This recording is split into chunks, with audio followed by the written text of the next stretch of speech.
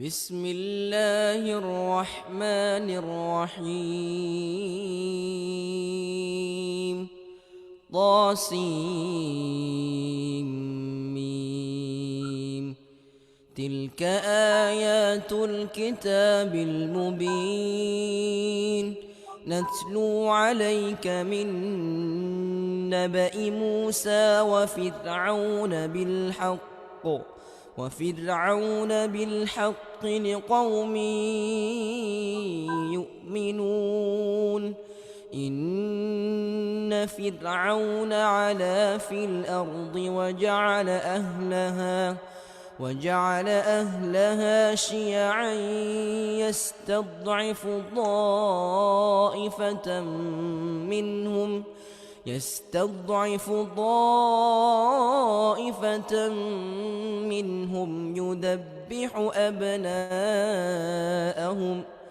يذبح أبناءهم ويستحيي نساءهم، إنه كان من المفسدين.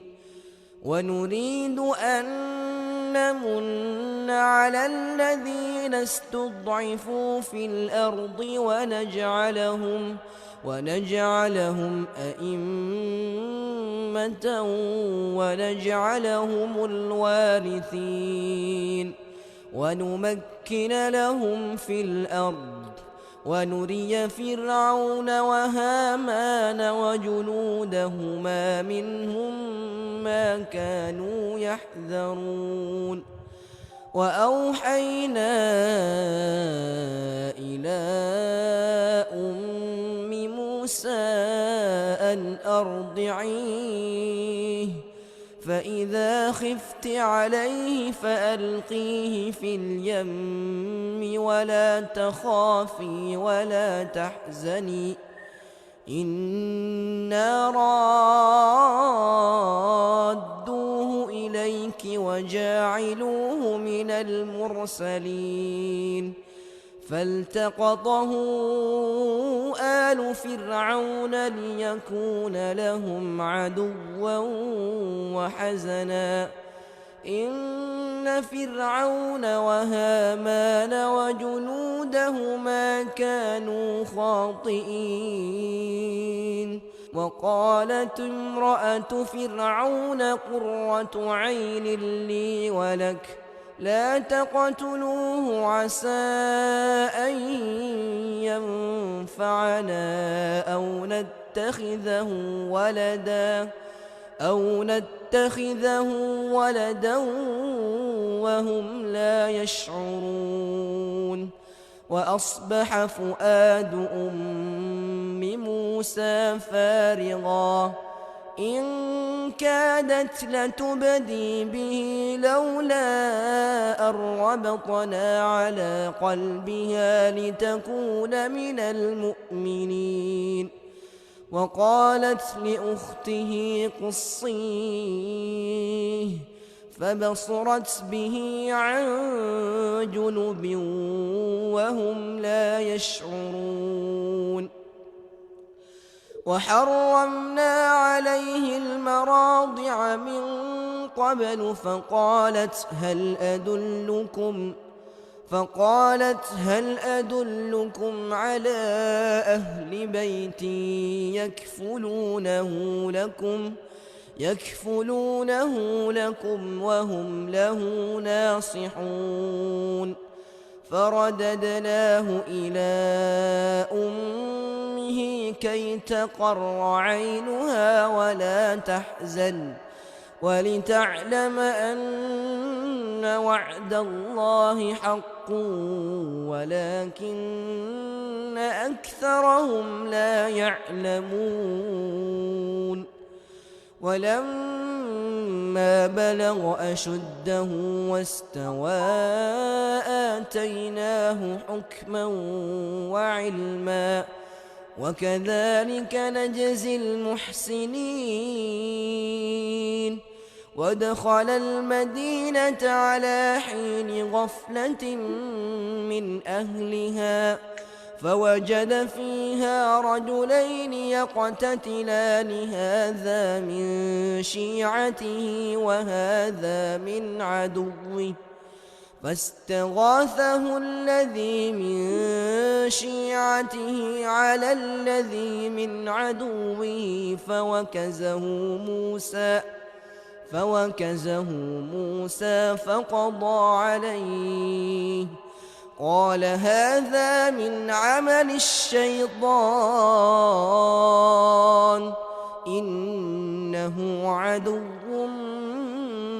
مضل مبين قال رب إني ظلمت نفسي فاغفر لي فغفر له إنه هو الغفور الرحيم قال رب بما أنعمت علي فلن أكون ظهيرا للمجرمين فأصبح في المدينة خائفا يترقب فإذا الذي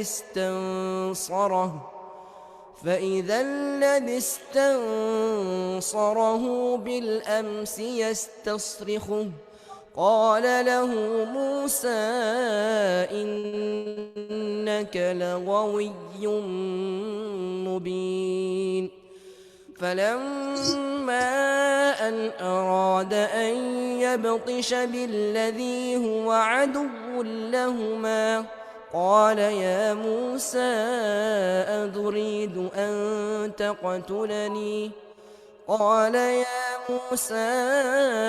أتريد أن تقتلني كما قتلت نفسا بالأمس إن تريد إلا أن تكون جبارا في الأرض وما تريد أن تكون من المصلحين وجاء رجل من أقصى المدينة يسعى قال يا موسى إن الملأ يأتمرون بك ليقتلوك فاخرج إني لك من الناصحين فخرج منها خائفا يترقب قال رب نجني من القوم الظالمين.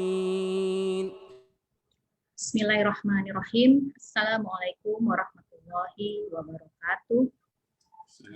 Apa kabar sahabat Salimah Sumatera Utara yang malam ini menyaksikan dari Facebook Salimah Sumatera Utara ataupun channel YouTube Salimah Sumut. Semoga dalam keadaan sehat-sehat semua. Kalaupun harus melakukan aktivitas di luar, tetap menjaga protokol kesehatan kita ya di masa pandemi ini. Insya Allah malam ini Salimah Sumatera Utara hadir kembali dengan program Al-Quran Berkisah. Jadi kita tahu bahwa Al-Quran merupakan pedoman hidup umat muslim, di mana di dalamnya berisi perintah-perintah dan larangan-larangan. Namun selain itu Al-Quran juga mengandung kisah-kisah yang penuh hikmah yang bisa kita ambil pelajaran di dalamnya, sehingga bisa menjadi panduan juga dalam hidup kita sehari-hari. Insya Allah dalam acara Al-Quran Berkisah ini kita akan dibimbing oleh Ustadz kita, Ustadz Dr. Haji Usman Jafar LCMA. Assalamualaikum Ustadz. Waalaikumsalam warahmatullahi wabarakatuh. Ya, jazakallah khair telah bergabung bersama kami di Salimah Sumatera Utara. Jika para sahabat Salimah Sumatera Utara ingat ya, Ustadz juga pernah membersamai kita dalam program Ramadan yang lalu ya Ustadz ya, dalam kajian tafsir juga. Alhamdulillah Ustadz berkesempatan kembali membersamai kita malam ini. Sebelumnya mungkin saya akan memperkenalkan sedikit ya tentang CV Ustadz. Insya Allah. Nama lengkapnya adalah Ustadz Dr. Haji Usman Jafar LC.MA. Beliau kelahiran Batubara tanggal 5 November 1970. Baru saja menggenapkan usia setengah abad ya Ustadz ya. Barakallah fi umrik. Insya Allah Ustadz telah menyelesaikan pendidikan LC pada tahun 99 di Islamic University of Madinah Munawwaroh di Madinah, Saudi Arabia. Kemudian di 2003 menyelesaikan master di bidang dakwah dan kepemimpinan di University Kebangsaan Malaysia. Dan di 2009 menyelesaikan PhD masih di bidang dakwah dan kepemimpinan juga di University Kebangsaan Malaysia. Insya Allah dengan latar pendidikan ini Ustadz akan berbagi pada kita tentang hikmah-hikmah yang bisa kita ambil dalam Al-Quran. Baik Ustadz, tanpa berpanjang kalam, kami persilakan Ustadz untuk memulai materi kita malam ini. Kita akan belajar dari kisah Nabi Musa ya Ustadz ya. Tafadhol Ustadz, silakan. Baik. A'udzu billahi minasyaitonir rajim. Bismillahirrahmanirrahim. Assalamualaikum warahmatullahi wabarakatuh. Alhamdulillah, wassalatu wassalamu ala rasulillah wa ala alihi wa sahbihi wa man wala wa la hawla wa la quwata illa billah. Para pendengar sekalian yang dimuliakan oleh Allah Subhanahu wa taala, terima kasih kepada PW Salimah Sumatera Utara yang telah memberikan kesempatan kepada saya untuk sama-sama kita mengkaji sebuah kisah yang cukup menarik yang Allah sebutkan di dalam Al-Quranul Karim, yaitu kisah Nabi Musa alaihissalam.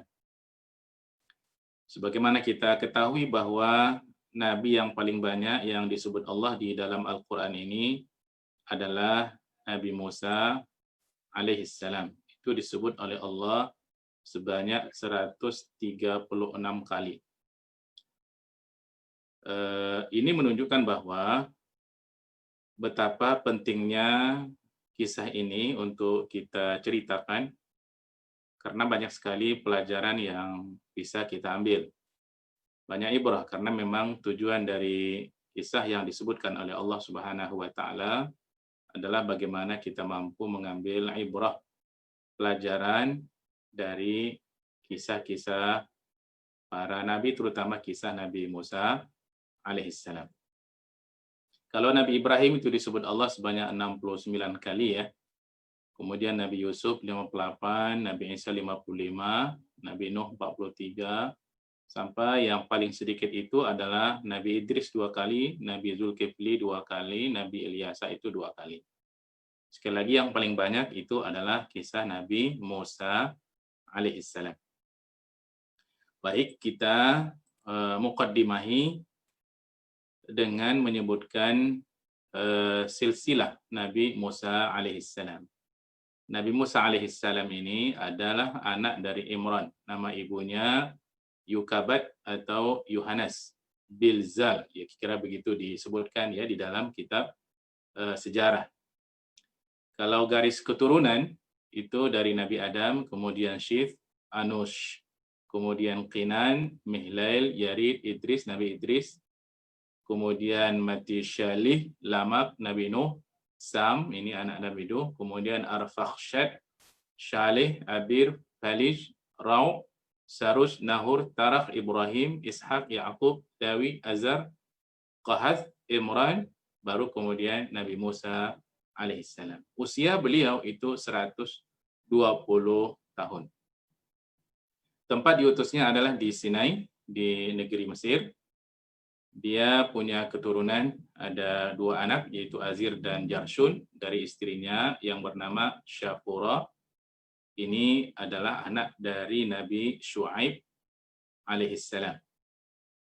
Jadi mertuanya itu adalah seorang nabi. Tempat wafatnya di Gunung Nebu atau Bukit Nabu di Jordania sekarang. Kemudian sebutan kaumnya adalah pertama Bani Israel, dan yang kedua adalah Fir'aun dan bala tentaranya. Jadi 2 babak ini sejarah Nabi Musa alaihissalam, pertama dengan Fir'aun, sampai kemudian Fir'aun mati di Laut Merah. Kemudian sejarah berikutnya adalah bersama kaumnya sendiri, yaitu Bani Israel. Kemudian dia punya saudara, ada kakaknya yang disebutkan oleh Allah Subhanahu wa taala nanti di dalam surah Al-Qasas. Juga dia minta kepada Allah Subhanahu wa taala agar diberi juga adik, yaitu Nabi Harun. Nabi Harun ini juga kemudian diangkat oleh Allah Subhanahu wa taala menjadi nabi, membantu dakwah Nabi Musa alaihissalam. Usianya 123 tahun, lebih tua dari Nabi Musa. Kalau Nabi Musa 120, beliau ini adalah 123 tahun, juga sama ya. Allah sebut Nabi Harun di dalam Al-Quran itu sebanyak 20 kali. Nah, saat Nabi Musa ini kecil atau lahir ya, ini sedikit cerita lahir Nabi Musa dengan Nabi Harun alaihi wassalam.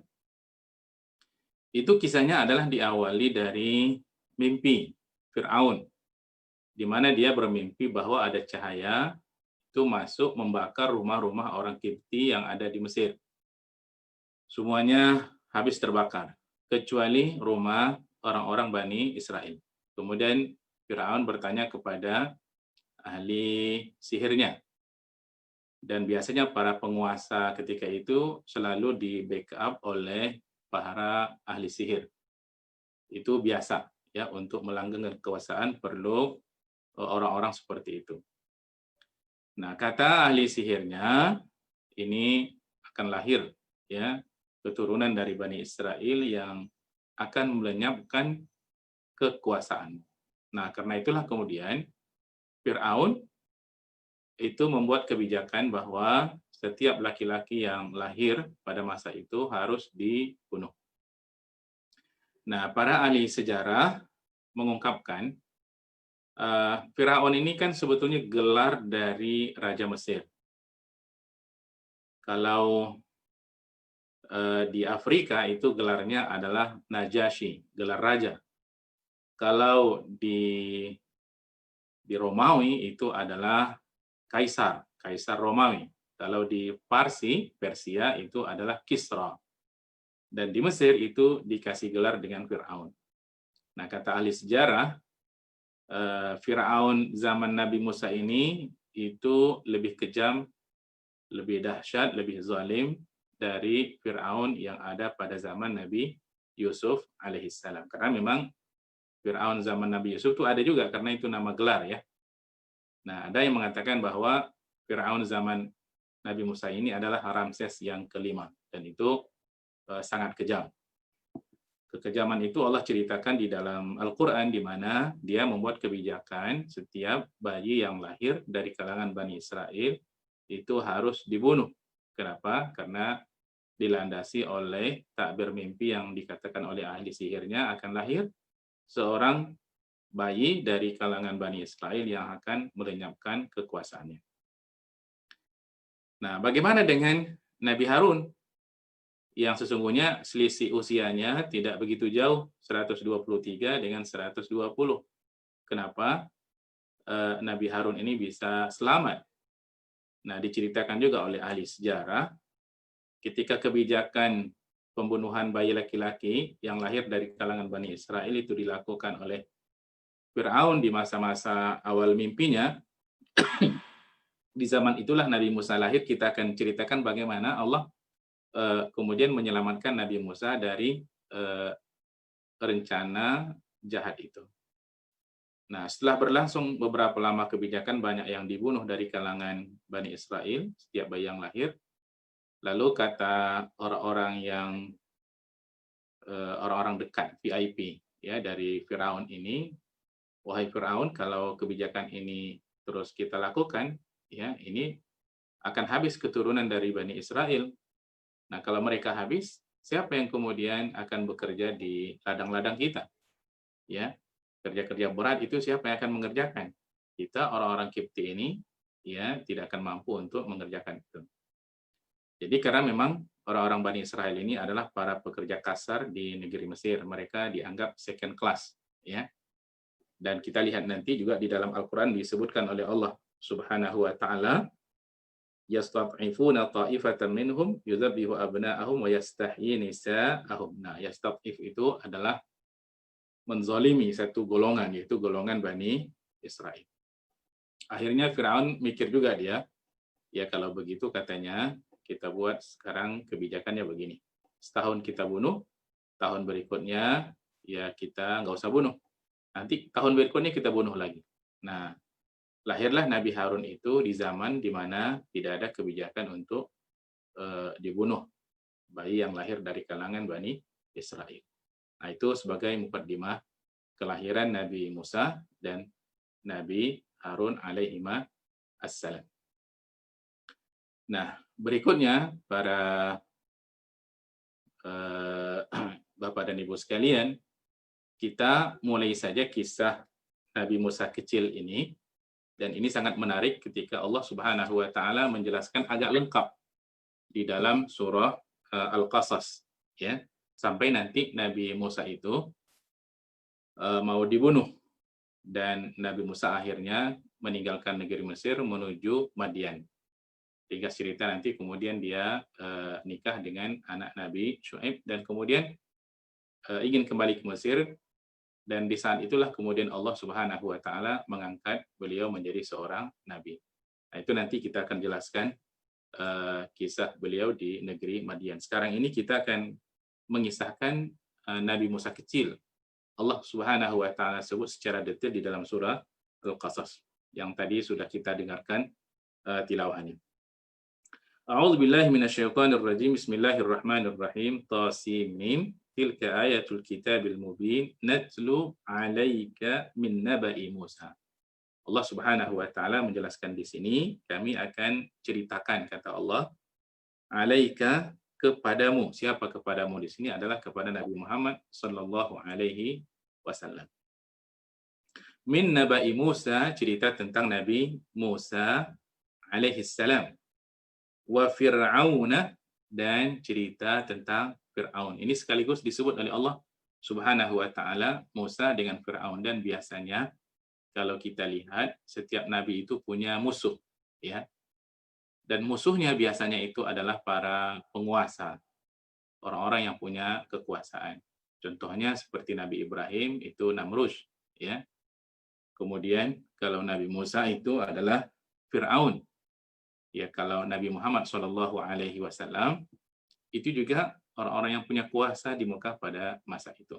Dan ini adalah menjadi sunnatullah bahwa al-haq dan batil itu akan senantiasa terus bertentangan ya sampai nanti hari kiamat. Dan kisah ini disebutkan oleh Allah bil haq, ya, kami ceritakan dengan benar. Karena memang salah satu sumber cerita yang bisa kita yakini kebenarannya itu adalah cerita yang berdasar daripada Al-Quran Al-Karim yang langsung diceritakan oleh Allah Subhanahu wa ta'ala, atau kemudian kisah-kisah yang diceritakan oleh baginda Rasulullah Sallallahu Alaihi Wasallam. Dan Allah mengatakan kisah ini dikisahkan kepada Nabi dan juga dikisahkan liqaumi yu'minun. Allah kisahkan kepada kaum yang beriman. Nah, kenapa kemudian Allah kisahkan kepada kaum yang beriman? Tujuannya adalah tadi, agar kita, para orang-orang yang beriman ini, mengambil ibrah, durus, pelajaran ya dari kisah Nabi Musa alaihissalam.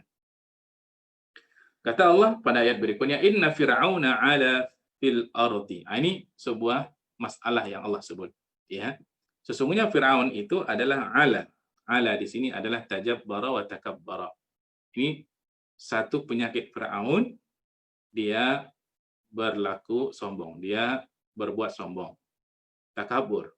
Bahkan sampai pada puncak takaburnya itu adalah dia mengatakan ana rabbukumul a'la. Saya adalah Tuhanmu yang paling tinggi.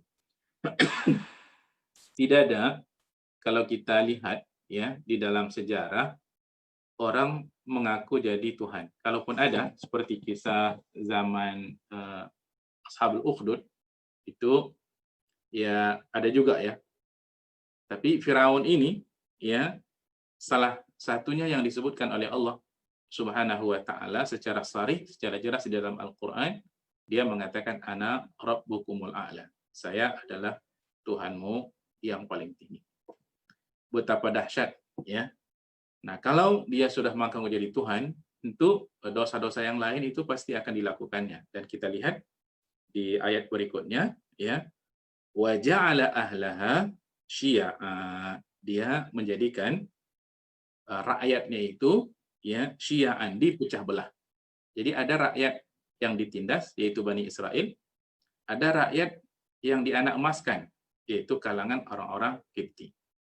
Nah, kalau kita lihat ya, kenapa kalau kita lihat sikap Firaun ini kadang-kadang ya berlaku pada sebahagian para penguasa ya. Bagaimana dia bisa berkuasa? Itu salah satu caranya adalah rakyat dipecah belah ya, rakyat diadu domba. Nah, ini yang dilakukan oleh Firaun agar kekuasaannya bisa langgeng. Ja'ala ahlaha syi'a. Ya. Padahal kewajiban seorang pemimpin itu adalah untuk mempersatukan rakyatnya, memberdayakan rakyatnya, bukan dipecah belah. Yastad'ifu ta'ifatan, dia menindas ya satu golongan dari rakyatnya, dan penindasan yang dilakukan tidak tanggung-tanggung. Allah sebutkan di dalam Al-Qur'an, yudzabbihu abna'ahum. Anak laki-laki yang lahir itu dibunuh, yaitu dari kalangan Bani Israel. Kita tidak melihat sebuah kebijakan dari seorang penguasa sezalim ini, yaitu membuat kebijakan setiap bayi yang lahir itu harus dibunuh. Ini kan luar biasa. Kemudian wayastahi nisa'ahum. Mereka membiarkan anak-anak wanita yang lahir itu hidup. Nah, kenapa ini dilakukan? Karena hasil dari sebuah kepanikan ya, dari yang berasal dari sebuah mimpi. Nah, dia panik. Akhirnya keluarlah kebijakan-kebijakan yang sangat kejam. Innahu kana minal mufsidin. Sesungguhnya Firaun ini, kata Allah, adalah termasuk golongan orang-orang yang berbuat fasad. Allah menyebutkan di sini bukan dalam bentuk fi'il madhi atau fi'il mudhari, tapi dalam bentuk isim fa'il. Mufsidin. Mufsid itu orang, seolah-olah sifat. Ini kan isim fa'il ini dalam bahasa Arab adalah menyatakan sifat ya. Seolah-olah mufsid ya, berbuat kerusakan itu sudah sudah mendarah daging ya, menyatu dengan dirinya Firaun, kira-kira begitu. Jadi luar biasa. Jadi orang mungkin mengatakan begini, orang dilahirkan memang untuk berbuat kerusakan, kira begitu ya. Padahal nanti kalau kita lihat ya, semua orang itu dilahirkan dalam keadaan fitrah ya. Hanya kemudian karena Firaun ini ya, dia tidak mau menerima hidayah dari Allah Subhanahu wa taala, akhirnya ya sifat angkuh, sifat sombongnya, sifat fasadnya semakin dahsyat. Dan kemudian Allah Subhanahu wa taala mengatakan, wa nuridu an namunna 'alal ladzina istud'ifu. Luar biasa. Kalau kita lihat cerita di awal-awal Nabi Musa ini, sesungguhnya apa yang terjadi kemudian itu sesungguhnya adalah sesuai dengan perancangan dari Allah Subhanahu wa taala. Allah sudah buat senario ya. Yang akan terjadi itu begini. Firaun kemudian akan mati, kemudian Musa akan diselamatkan oleh Allah Subhanahu wa taala. Mereka akan dijadikan pemimpin setelah itu. Jadi itu skenario yang telah diletakkan oleh Allah Subhanahu wa taala pada kisah Nabi Musa alaihissalam. Nah, pelajaran yang bisa kita ambil dari ayat ini adalah bahwa sesungguhnya apa yang terjadi dalam kehidupan kita ini, ya sesungguhnya itu sudah ditakdirkan oleh Allah Subhanahu wa taala. Hanya Allah tidak buka bagaimana perjalanan hidup kita pada masa akan datang. Allah tidak buka kepada kita. Karena itulah kita wajib berhusnuzon kepada Allah Subhanahu wa taala bahwa apa yang Allah takdirkan pada kita itu semuanya adalah baik. Bagi kita sekarang ini adalah bagaimana kita tetap bersangka baik kepada Allah, kemudian melakukan ikhtiar yang maksimal untuk melakukan sesuatu yang jauh lebih baik untuk kita untuk masyarakat kita pada masa akan datang. Oke. Wa nuridu an namunna 'alal ladzina istud'ifu, dan kami menginginkan, kata Allah Subhanahu wa taala, kalau sudah iradahnya dari Allah ini pasti akan terjadi. Bahwa kami akan memberikan kurnia kepada orang-orang yang ustud'ifu, yang ditindas. Karena memang diutusnya Nabi Musa alaihissalam itu memang tujuannya salah satunya adalah untuk menyelamatkan Bani Israel. Nah, ini yang kemudian kalau kita baca kemudian nanti kisah antara Nabi Musa dengan Bani Israel, nampak tidak syukur Bani Israel kepada Allah Subhanahu wa taala, padahal Nabi Musa itu diutus oleh Allah Subhanahu wa taala adalah untuk membebaskan mereka dari perbudakan yang dilakukan oleh Firaun. Nah, kita nanti akan baca juga sedikit barangkali kisah Bani Israel kepada Nabi Musa alaihissalam. Ustud'ifu fil ard wa naj'alahum a'immah, dan kami akan jadikan mereka ini adalah para pemimpin. Jadi kalau kita lihat ayat ini, memang orang itu akan jadi pemimpin. Kalau kita lihat rata-rata ayat yang menceritakan tentang orang yang diangkat jadi pemimpin itu diawali dengan kisah-kisah yang sangat menyedihkan. Biasanya begitu. Dan Allah Subhanahu wa taala selalu menjanjikan bahwa kamu akan diangkat jadi pemimpin itu kalau kamu bersabar. Wa ja'alnahum a'immatan yahduna bi amrina lamma sabaru. Kami jadikan mereka itu para pemimpin ketika mereka mampu bersabar. Nah, karena itulah kita harus berhusnuzon kepada Allah Subhanahu wa taala dalam kondisi apapun kita sekarang ini. Insya Allah kalau kita mampu bersabar dan terus bekerja, insya Allah janji-janji Allah Subhanahu wa taala itu akan diberikan oleh Allah Subhanahu wa taala. Wa naj'alahum a'immah, kami akan jadikan mereka itu para pemimpin, bukan satu orang. Allah akan menjadikan mereka para pemimpin itu ya a'immah, banyak. Pemimpinnya banyak. Wa naj'alahumul warithin, dan akan kami jadikan mereka itu adalah pewaris bumi Allah Subhanahu wa taala. Karena bumi ini akan Allah warisi kepada hamba-hambanya yang soleh. Dan itu merupakan janji Allah Subhanahu wa ta'ala. Wa numakkina lahum fil ard. Bahkan Allah tamkinkan ya mereka di atas muka bumi ini. Setelah mereka diangkat jadi pemimpin, Allah akan teguhkan mereka. Allah akan berikan fasilitas itu akan membuat mereka lama bertahan ketika mereka menjadi pemimpin. Nah, itu tidak mudah, tetapi dilalui dengan suka dan duka. Itu yang bisa kita ambil dari kisah Nabi Musa alaihissalam di awal yang seperti ini.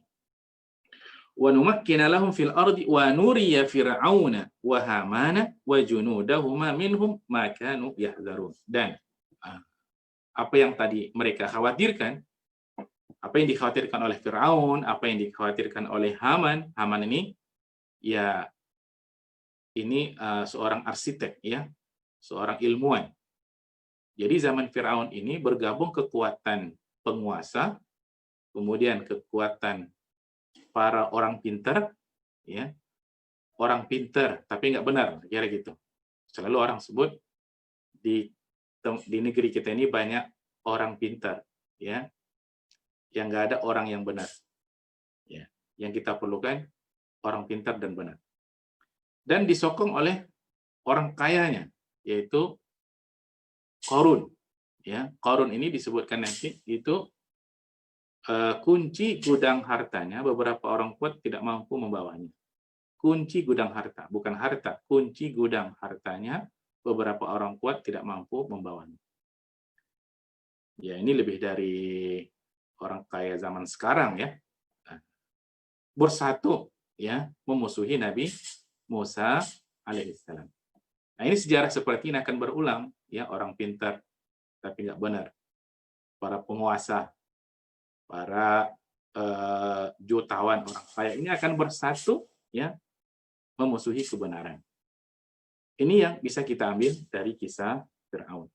Bahkan bukan saja para orang pintar yang nggak benar atau orang kayanya, para penguasanya, ditambah lagi wajunudahuma, bala tentara. Itu mereka semuanya bersatu memusuhi Nabi Musa alaihissalam. Dan Allah mengatakan wa nuriya, kami akan tunjukkan ya apa yang mereka takutkan akan terjadi ya pada diri mereka, kami akan tunjukkan wa nuriya. Itu kata Allah Subhanahu wa taala, makanu yahzarun, apa yang tadi mereka khawatirkan. Nah, kalau mereka khawatir bahwa kekuasaannya akan hilang, itu Allah akan tunjukkan. Dan ternyata kemudian di akhir ceritanya nanti itu pasti akan terbukti. Ya. Nah, baru kemudian Allah Subhanahu wa taala, para pendengar sekalian, Allah ceritakan dalam ayat yang ke-7 awal kelahiran Nabi Musa alaihissalam. Wa auhayna ila ummi Musa, dan kami ilhamkan.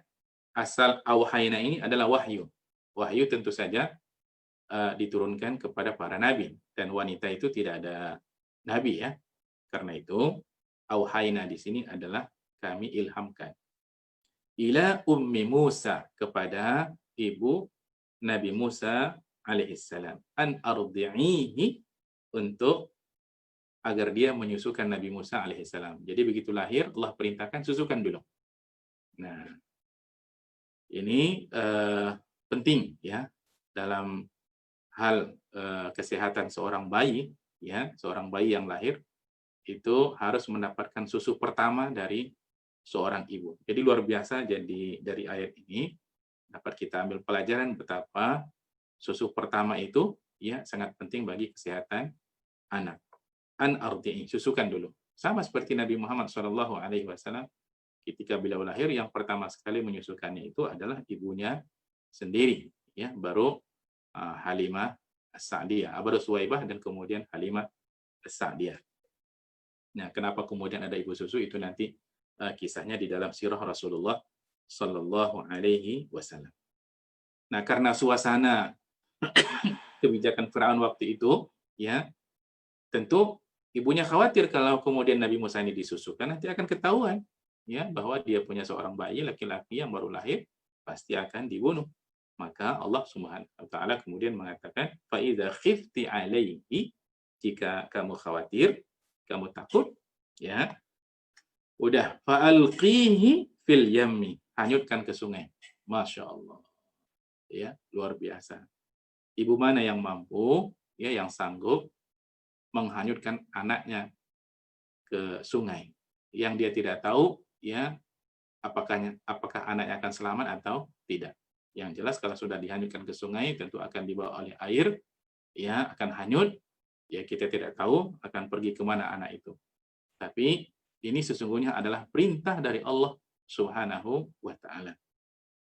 Fa'alqihi fil yammi, dan Allah mengatakan wala takhafi, dan jangan kamu takut. Ini luar biasa. Ya, karena memang ketika dihanyutkan, pasti ibunya akan takut. Maka ayat berikutnya mengatakan, jangan kamu takut, hanyutkan saja. Tentu juga ibunya sedih. Allah mengatakan, wala tahzani, jangan kamu sedih. Jadi jangan takut, jangan sedih, ya, hanyutkan saja. Nah, inilah kemudian betapa luar biasanya ya perancangan Allah Subhanahu wa taala untuk Nabi Musa alaihissalam. Jadi sesungguhnya ya tidak ada orang yang bisa kalau Allah sebutkan wa makaru wa makarallah wallahu khairul makirin. Mereka berbuat makar, ya, makarnya Firaun itu adalah bagaimana membunuh ya bayi-bayi yang lahir dari kalangan Bani Israel, itu makar mereka, akan tetapi Allah punya cara, ya, wa makaru wa makarallah, Allah punya cara untuk membalas makar itu. Dan makar siapa yang paling bagus? Wallahu khairul makirin, ya. Maka perancangan Allah lah yang jauh lebih baik. Nah, kalaupun sekarang kemudian ya kita melihat ya musuh-musuh Islam membuat perancangan, tapi yakin dan percayalah bahwa perancangan Allah ya jauh lebih baik. Wa makaru wa makarallah wallahu khairul makirin. Nah, disinilah yang harus kita ambil pelajaran di sini, wala takhafi, wala tahzani. Jangan pernah merasa takut dan jangan pernah merasa sedih.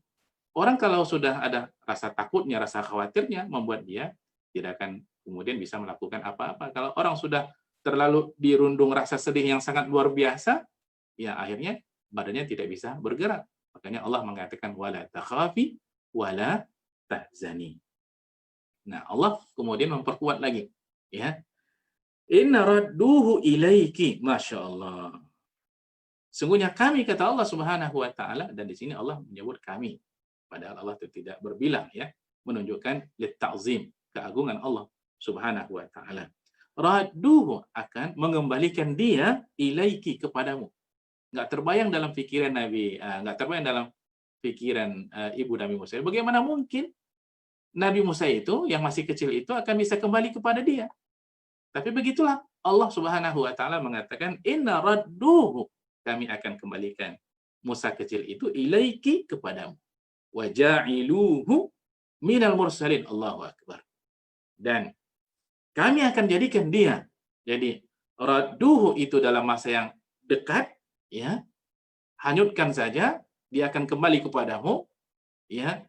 Jangan kamu pikirkan, jangan kamu takut, jangan kamu sedih, dia akan kembali. Dan kalau nanti sudah besar, di usia 40 tahun, wa ja'iluhu minal mursalin, ya. Kami akan angkat dia menjadi seorang rasul. Luar biasa. Ya, mana mungkin kalau kemudian Allah mengatakan akan jadi seorang rasul kemudian dia meninggal waktu kecil. Nah, ini adalah memberikan ketenangan yang luar biasa kepada ibunya Nabi Musa alaihissalam. Allahu akbar. Akhirnya dengan keyakinan yang mantap, ya, dengan iman yang kokoh, apa yang diperintahkan oleh Allah Subhanahu wa taala kepada ibu Nabi Musa alaihissalam, ya, itu dijalankan oleh beliau. Maka diambillah sebuah tempat, diletakkan Nabi Musa di situ, yang masih bayi, yang masih menyusu, yang masih merah, dimasukkan di dalam bakul lah kita katakan, dihanyutkan ke Sungai Nil. Itu Sungai Nil, ya. Luar biasa. Sungai Nil itu kalau kita lihat bukan seperti sungai kita. Sungai Nil itu ibaratkan lautan sesungguhnya, sangat luas sekali, ya, besar. Bayangkan kalau hanyutkan ke Sungai Nil, ya, itu nggak kebayang akan pergi kemana. Tapi ayat berikutnya mengatakan faltaqatahu alu fir'aun. Maka kemudian, ya, Nabi Musa yang masih kecil tadi, ya, itu ternyata Allah hanyutkan ke tempat pembandiannya keluarga Fir'aun, ya. Begitulah Allah gerakkan, ya, tempat di mana Nabi Musa diletakkan di situ, Allah hanyutkan, tidak kemana-mana, tapi hanyutnya itu adalah mendekat ke istana. Itu istana Fir'aun, di mana tempat-tempat di pinggir sungai itu, keluarga Fir'aun sedang bermain-main di situ, termasuk juga istrinya Asia, ya, waktu itu mendekat ke situ. Allahu akbar. Siapa yang menggerakkan, ya, tempat itu kemudian hanyut ke sana? Allah Subhanahu wa taala. Sungguh bagi Allah Subhanahu wa taala ada yang susah, ya. Innama amruhu idza arada syai'an an yaqula lahu kun fayakun. Bagi Allah, ya, kalau Allah menginginkan sesuatu tidak ada yang susah, cukup Allah mengatakan kun, jadi maka sesuatu itu akan terjadi. Maka ringkas cerita faltaqafahu alu fir'aun, maka kemudian, ya, bayi yang masih merah itu, ya, dipungut, ya, diambil oleh keluarga Fir'aun. Liyakuna lahum aduwan wa hazana. Allahu akbar. Allah mengatakan, ya, itu keluarga Fir'aun yang memungut Nabi Musa itu, Allah jadikan Nabi Musa itu nanti sebagai musuh bagi mereka. Allahu akbar. Jadi bayangkan, yang memungut itu, itulah yang kemudian akan, ya, dengan seluruh orang-orang yang ada di istana itu yang kemudian mereka tidak beriman, itu akan jadi musuh mereka. Jadi bagaimana mungkin dia menyelamatkan musuhnya? Itulah senario Allah Subhanahu wa taala, perancangan Allah Subhanahu wa taala, liyakuna lahum aduwan, ya, wa hazanan, dan kesedihan bagi mereka. Jadi yang dipungut itu adalah musuhnya, ya, yang dipungut itu adalah orang yang mendatangkan kesedihan bagi mereka tanpa mereka sadari. Inna Fir'auna wa Hamana wa junudahuma kanu khati'in. Kenapa?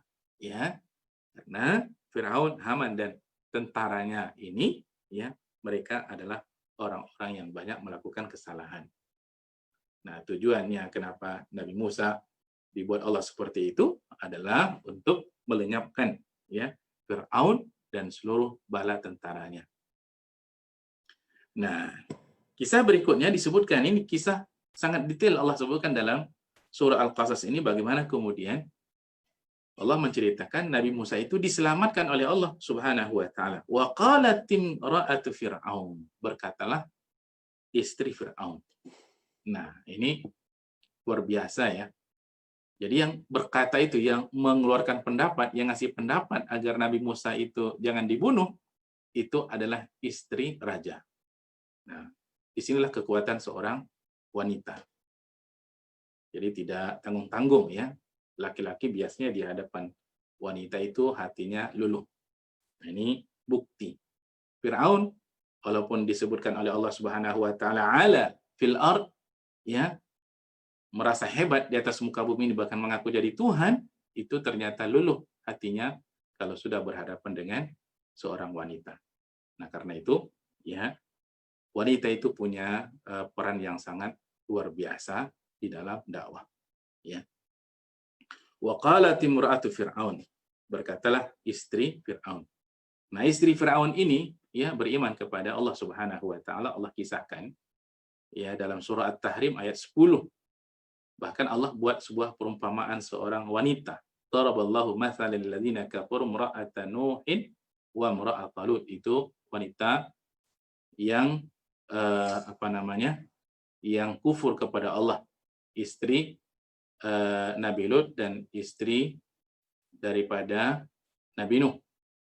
Nah, kalau istrinya Firaun ini adalah disebutkan oleh Allah Subhanahu wa taala dalam surah At-Tahrim ayat yang ke-11 ya, ayat yang ke-11, wa daraballahu mathalal ladzina amanu imra'ata Fir'aun. Allah buat perumpamaan bagi orang-orang yang beriman itu adalah istrinya Fir'aun.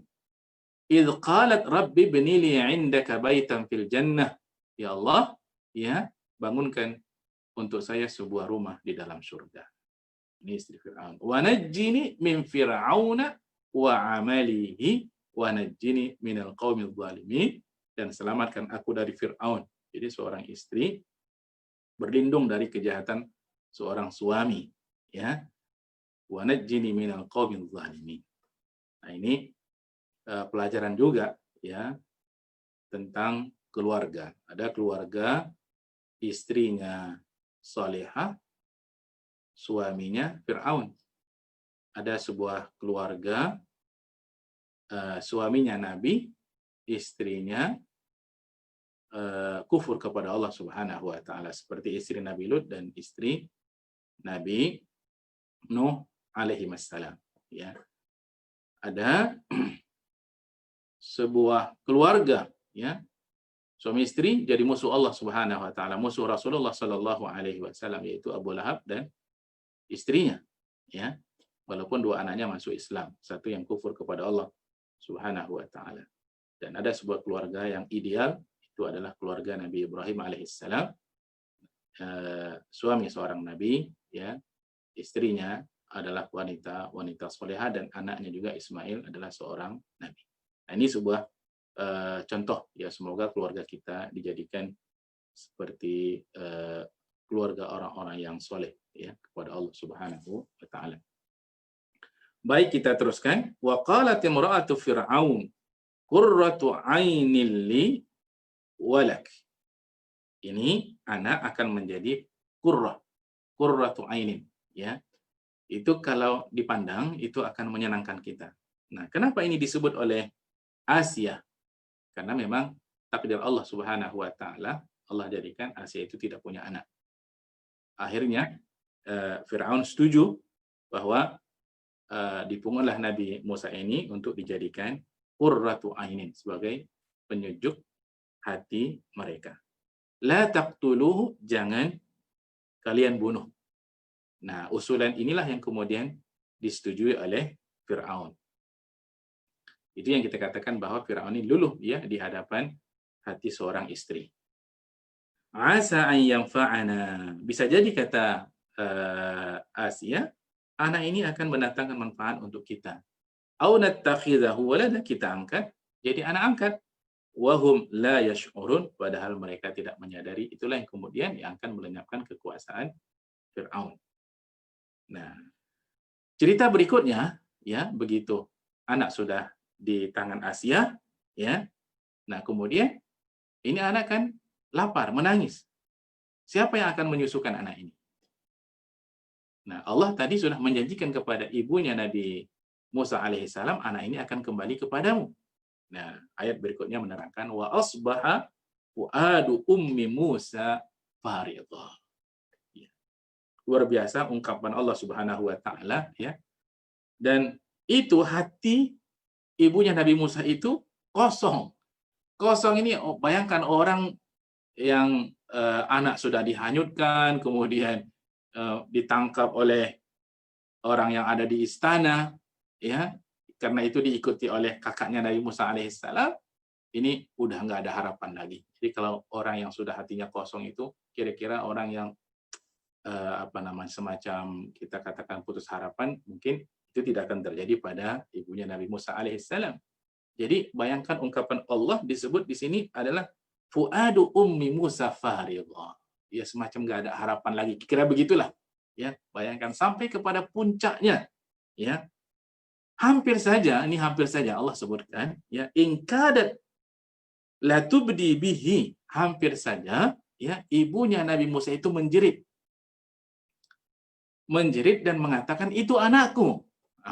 Hampir saja ibu Nabi Musa itu mengatakan ya, tapi kemudian laula an rabatna ala qalbiha, kalau sekiranya kami tidak menubuhkan hatinya ya, litakuna minal mu'minin, supaya dia termasuk orang-orang yang beriman, maka pasti dia akan menjerit dan mengatakan, jangan bunuh itu anakku. Nah, disinilah ungkapan ya bahwa kadang-kadang kemampuan kita untuk tidak mengungkapkan sesuatu ya justru manfaatnya jauh lebih besar daripada kalau kita kemudian mengungkapkannya. Ini yang dilakukan oleh ibu Nabi Musa alaihissalam. Jadi tidak semuanya kita harus ceritakan. Kalau semua kita ceritakan, bisa jadi itu akan mendatangkan mudarat. Jadi ada sesuatu yang kita harus tahan untuk tidak kita sampaikan. Karena bahayanya itu bisa mengancam nyawa. Ya, itu puncaknya. Masya Allah. Wa qalat li ukhtihi qussih. Berkatalah ibunya, tapi apa yang kemudian dilakukan oleh ibunya? Dia suruh kakaknya Nabi Musa alaihissalam, li ukhtihi, itu saudaranya Nabi Musa, qussihi, ikuti. Kemana tempat Nabi Musa tadi itu dihanyutkan, diikuti. Ya, ikuti sampai hanyut kemana?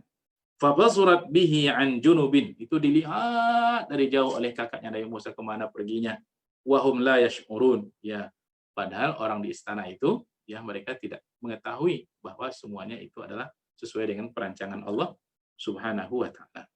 Wa harramna 'alaihi al-maradhi. Allahu akbar. Ya.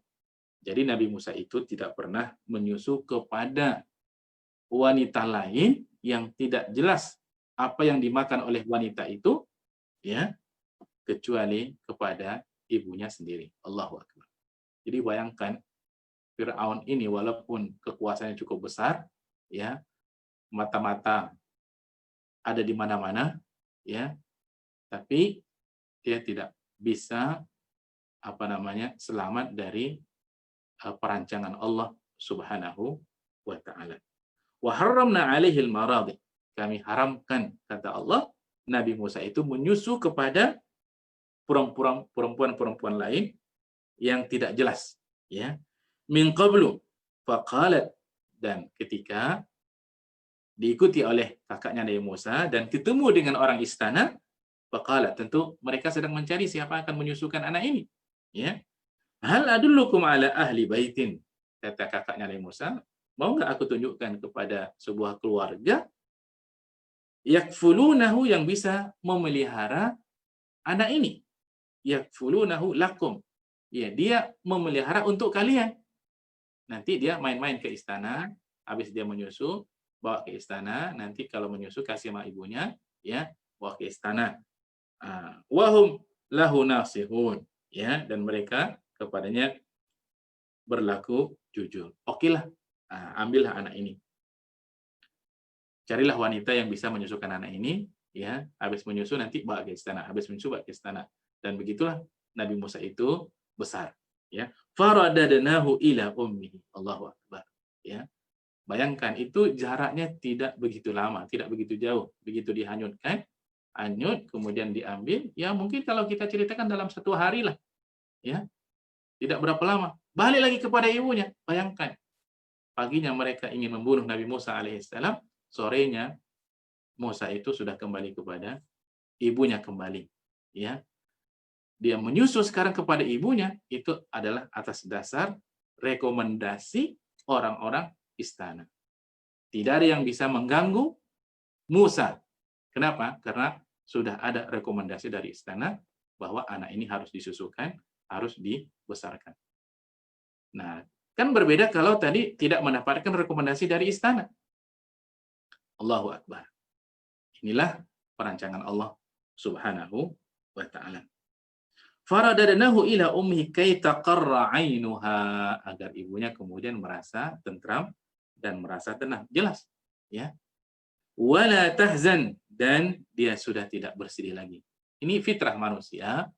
Ibu apa yang tidak sedih, ibu mana yang tidak khawatir, ya. Anak itu adalah darah dagingnya sendiri, dia yang melahirkan dengan susah payah, ya. Maka kemudian dia bisa tenang kembali. Walita'lama anna wa'dallahi haqqun, agar kalian tahu, kata Allah Subhanahu wa taala, bahwa janji Allah itu adalah benar. Subhanallah. Ini janji Allah yang terbukti hanya dalam waktu yang sangat singkat. Allah mengatakan pagi harinya hanyutkan, sore harinya Musa kecil itu sudah kembali kepada ibunya kembali atas rekomendasi orang-orang istana. Walakinna aktsarahum la ya'lamun, akan tetapi banyak, ya, dari kalangan orang-orang ini tidak mengetahui bahwa janji Allah itu adalah benar.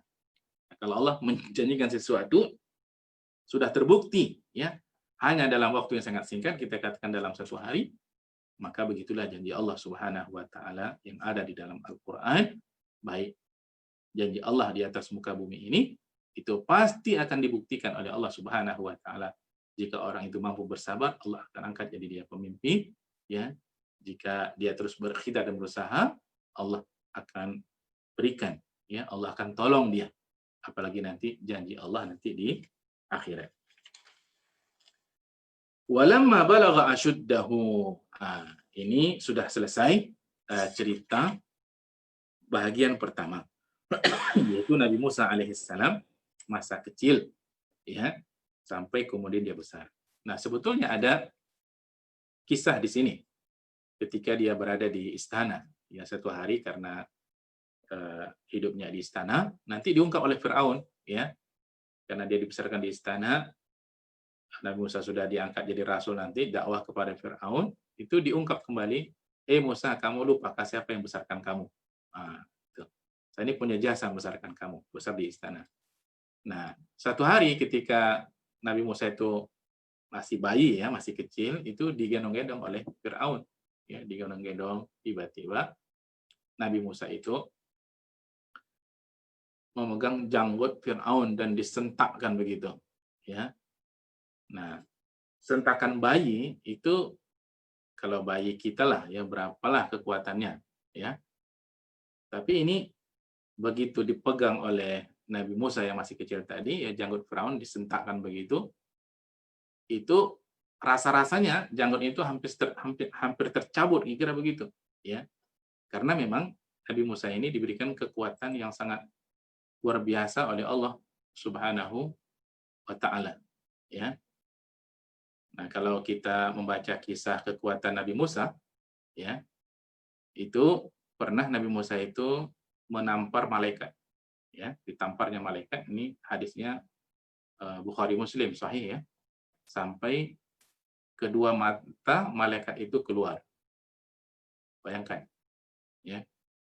Nah, kemudian kisah lagi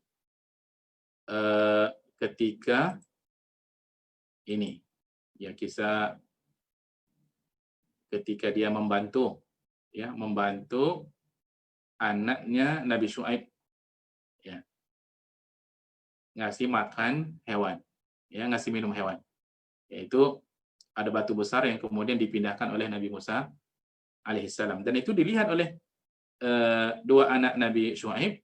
Makanya anak Nabi Syuaib itu mengatakan, ya abatistajirhu, wahai ayahku, angkat dia ya jadi orang yang membantu kita. Kenapa? Inna khaira man istajarta al-qawiyyu al-amin. Karena orang yang paling baik untuk kita sewa bekerja itu adalah orang kuat. Dari mana dia tahu bahwa Nabi Musa itu punya kekuatan yang sangat luar biasa? Batu tadi diangkatnya, batu besar diangkat sehingga hewannya bisa minum. Al-amin di sini kenapa? Dia tahu Nabi Musa itu orang yang amanah. Kenapa? Karena Nabi Musa ini ya, ketika berjalan dia minta di depan ya, dua wanita ini di belakang. Nanti kalau belok itu cukup lemparkan batu kanan atau kiri. Nah, dari sinilah kemudian dua anak Nabi Syuaib itu tahu bahwa Nabi Musa ini adalah orang yang amanah. Nah, Nabi Musa ini orang kuat, itu pernah berantam ya. Nanti akan diceritakan juga dalam kisah ini, berantam antara orang Kipti dengan orang Bani Israel. Nah, orang Bani Israel itu minta tolong kepada Nabi Musa, kemudian cukup ditolak aja orang Kipti itu oleh Nabi Musa, tiba-tiba orang Kipti itu mati ya. Nah, itu kekuatan Nabi Musa alaihissalam. Nah, pernah juga dikisahkan dalam sebuah hadis, tapi ini juga nanti dari ayat ya Al-Quran, bahwa Nabi Musa itu pernah kan dituduh Nabi Musa itu adalah ada bahagian anggota badannya yang nggak sempurna. Ini dalam surah Al-Ahzab ayat 69 ya, Allah Subhanahu wa taala sebutkan, ya ayyuhallazina amanu la takunu kalladzina adaw Musa. Wahai orang-orang yang beriman, janganlah kamu seperti orang-orang yang menyakiti Nabi Musa. Mereka menuduh Nabi Musa itu ada yang tidak sempurna pada badannya ya. Fabarra'ahu Allahu mimma qalu wa kana 'indallahi wajihan. Maka kemudian Allah bersihkan tuduhan itu, dan Nabi Musa itu punya kedudukan yang sangat tinggi di sisi Allah Subhanahu wa taala. Rupanya suatu hari Nabi Musa ini mandi. Itu kainnya diletakkan di atas batu, dan takdir Allah, batu itu melarikan kain Nabi Musa alaihissalam sampai di kumpulan ya orang-orang Bani Israel. Nabi Musa ketika melihat sudah selesai mandi, tinggal pakaian yang diletakkan atas batu-batu itu berlari ya. Bagaimana berlari? Ini wallahu ta'ala alam, batu itu berlari membawa pakaian Nabi Musa. Thawbi, thawbi, thawbi. Ya hajar, thawbi. Wahai batu, pakaianku. Tapi batu itu betul makin lari kencang sampai di kumpulan Bani Israel. Ditengoklah oleh Bani Israel tadi, Nabi Musa itu mulai dari ujung rasa ujung kaki tanpa sehelai benang, sempurna ya seluruhnya. Dan ini hanya ingin membuktikan bahwa tuduhan itu tidak benar. Maka kemudian batu itu dipukul oleh Nabi Musa, hancur berkeping-keping ya. Padahal batu itu sangat keras. Nah, ini sekali lagi menunjukkan betapa kuatnya Nabi Musa alaihissalam. Nah, sifat Nabi Musa ini ya mungkin perlu disebutkan sedikit di sini ya. Nabi Musa ini disebutkan oleh baginda Rasulullah Shallallahu Alaihi Wasallam bentuk badannya seperti apa. Kita mungkin kalau kebayang orang kuat itu mungkin badannya tinggi, besar, tegap ya. Nah, kata Nabi kita Muhammad Shallallahu Alaihi Wasallam, dia ketemu Nabi Musa. Ini kapan nih ketemu dengan Nabi Musa? Ini tentu ketika Isra dan Mi'raj. Nah, ini hadisnya Bukhari Muslim sahih. Kata Nabi kita Muhammad sallallahu alaihi wasallam, laqitu Musa, saya bertemu dengan Nabi Musa, qala fana'atahu, ya. Disebutkan sifatnya. Fa iza rajulun hasibtuhu qal muttaribun rijalur ra'si rajilur ra'si ka'annahu min rijali shanu'ah. Itu kata Nabi. Nabi mengatakan bahwa Nabi Musa itu adalah pria yang tidak gemuk, ya, nggak gemuk kali dia, ya. Kemudian rajulur ra'si itu rambutnya lurus. Ka'annahu min rijali Syanu'ah, seolah-olah seperti laki-laki dari kabilah Syanu'ah. Jadi kabilah Syanu'ah itu kalau kita lihat itu mirip perawakannya seperti Nabi Musa alaihissalam. Ya. Jadi dia nggak gemuk. Seseorang yang tinggi ramping tidak gemuk. Jadi bayangkan ya, ramping tidak gemuk, ya, rambutnya tidak terlalu keriting dan juga tidak lurus jatuh, tidak bergelombang. Nah, itu kata Rasulullah Shallallahu Alaihi Wasallam. Kemudian kata Nabi lagi, Ra'aitu lailata usriya bi Musa, saya lihat pada malam diperjalankan aku pada waktu malam, ya, Nabi Musa. Rajulan Adam, laki-laki yang berkulit sawo matang. Ini kulitnya seperti kulit kita, kulit Nabi Musa alaihissalam. Tualan, ya, berperawakan tinggi. Ja'dan, rambutnya ikal, ya. Ka'annahu min rijali Syanu'ah, seperti seorang orang laki-laki dari Bani Syanu'ah. Nah, walaupun Nabi Musa ini ya tubuhnya ya seperti itu, ya kalau kita lihat gagah lah kira-kira gitu ya, gagah. Nah, namun beliau adalah orang yang sangat sangat pemalu dan sangat sabar. Itu banyak dikisahkan beberapa hadis Rasulullah Shallallahu Alaihi Wasallam. Nah, itu sedikit kita sentuh ya kekuatan Nabi Musa alaihissalam. Jadi ketika dia tarik itu janggut Firaun tadi, ya, hampir tercabut itu semua janggut itu. Nah, Firaun mengatakan ini anak bukan anak biasa ini, ya. Ini anak punya kekuatan dan tentu dia pintar ini. Ya, akhirnya diujilah Nabi Musa itu, satu dikasih bara api, satu dikasih susu, ya, disebut kisahnya begitu. Mana yang diambil oleh Musa ini, ya, bara api atau kemudian susu? Hampir saja disebutkan dia mengambil susu, ya, tapi kemudian dia mengambil bara api dan dimasukkan ke dalam mulutnya sehingga terbakar lidahnya dan kemudian dicampakkan. Nah, kalau kemudian Allah takdirkan Nabi Musa itu mengambil susu, ya tentu ya dia sudah langsung dibunuh oleh Firaun. Makanya kenapa kemudian Nabi Musa itu berdoa kepada Allah minta agar ada sahabat dia untuk dalam berdakwah. Dia minta Harun. Dia mengatakan huwa afsahu minni, ya, karena Harun itu lebih fasih dari saya. Nah, ini sedikit tentang kisah Nabi Musa waktu kecilnya. Dan sekarang sudah sampai jam 9:09 ya. Saya rasa mungkin kita cukupkan, sudah hampir 1 jam ya. Mudah-mudahan ayat yang kita baca tadi diselingi dengan beberapa pelajaran yang sudah kita sebutkan, dan sekarang sudah sampai di ayat di mana Nabi Musa akan sampai di usia dewasa ya. Nanti barangkali bisa kita teruskan ya pada pertemuan berikutnya. Saya dipahamkan ada 4 kali, ya, 3 kali lagi saya rasa cukup sampai kemudian nanti berhadapan dengan Firaun di Laut Merah ya. Kita akan selesaikan di sana insya Allah. Wallahu ta'ala alam. Terima kasih. Assalamualaikum warahmatullahi wabarakatuh. Waalaikumsalam warahmatullahi wabarakatuh. Jazakallah khair Ustadz. Cuman ini kebetulan di kolom komentar Facebook kita ada satu pertanyaan, boleh Ustadz ya? Boleh.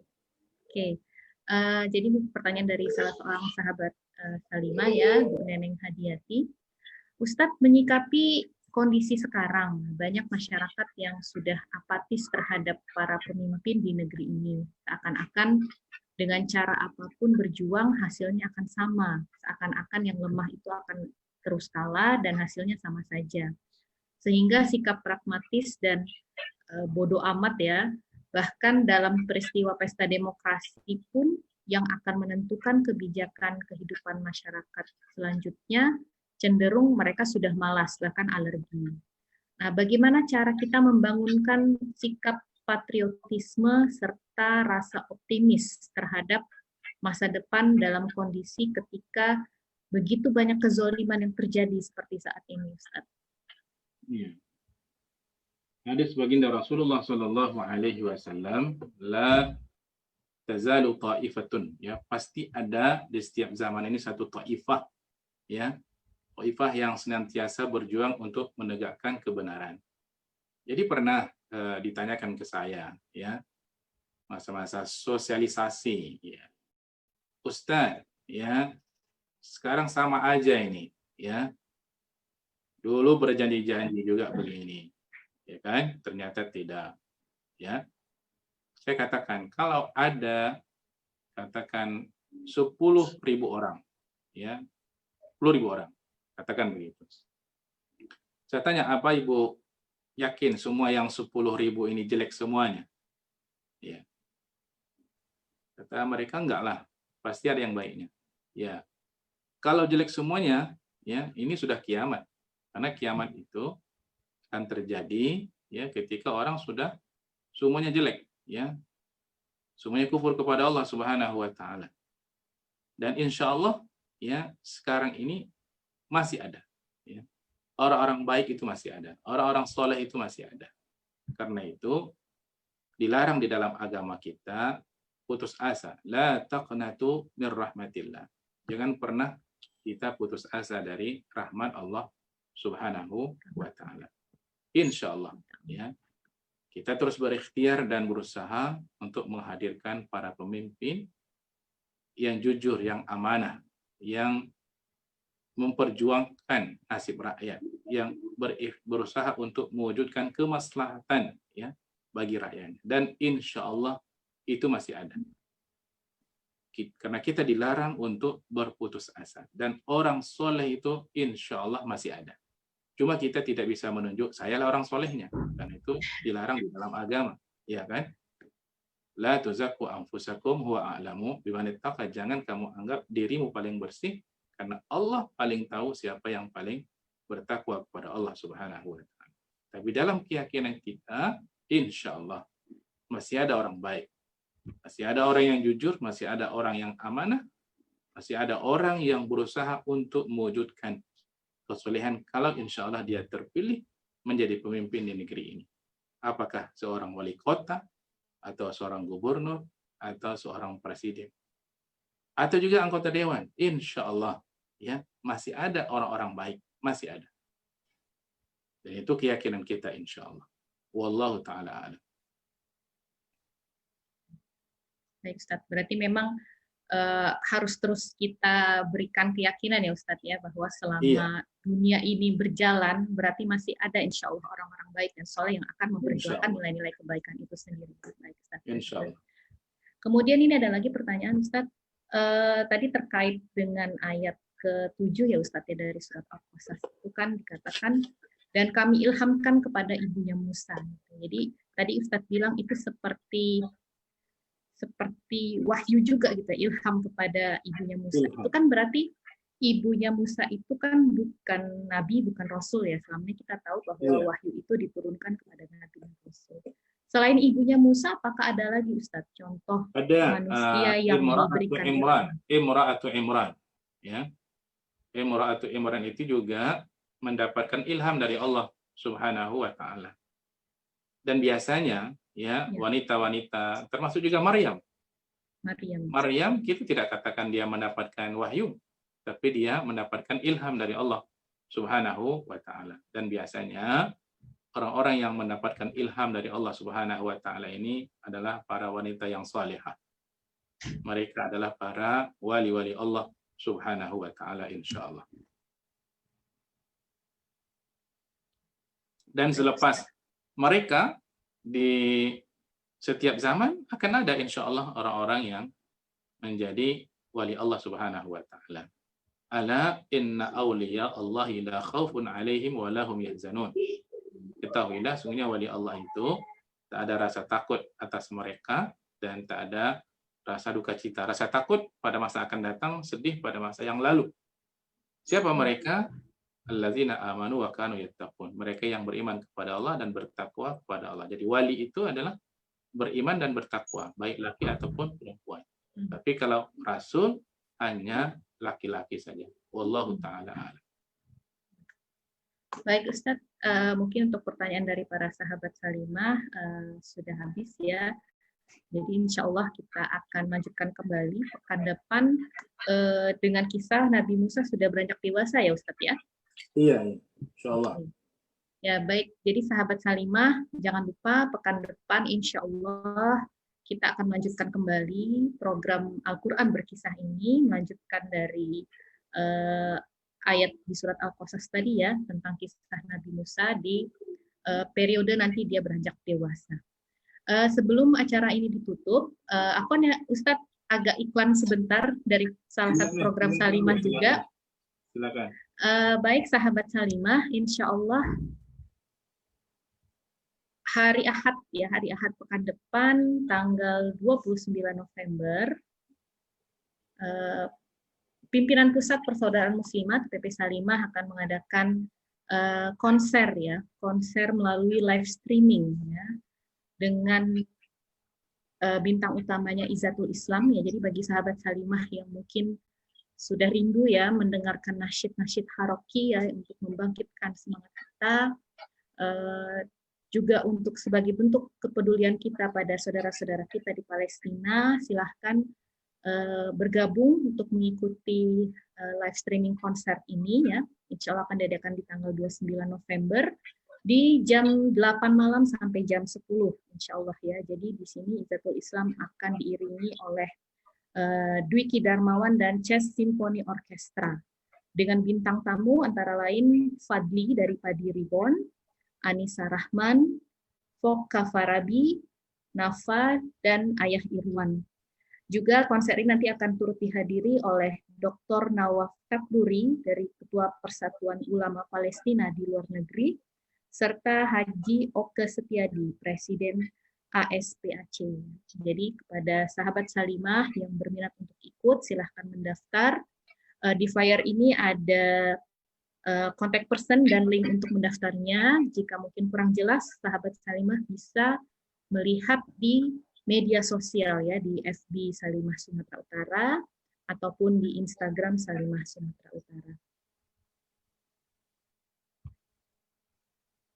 Baik Ustadz, jazakallah khairan katsir atas sharing ilmu malam ini kepada kami dan sahabat Salimah semua. Mudah-mudahan Ustadz sehat-sehat Ustadz. Amin, amin. Dalam kita akan bertemu kembali pekan depan. Saya tutup dengan doa penutup majelis. Subhanakallah. Wa bihamdik asyhadu an la ilaha illa anta astaghfiruka wa atubu ilaik. Kami dari Salimah Sumatera Utara mohon maaf jika ada kekurangan. Para sahabat Salimah semua, sampai berjumpa pekan depan insyaallah. Wassalamualaikum warahmatullahi wabarakatuh. Waalaikumsalam warahmatullahi wabarakatuh.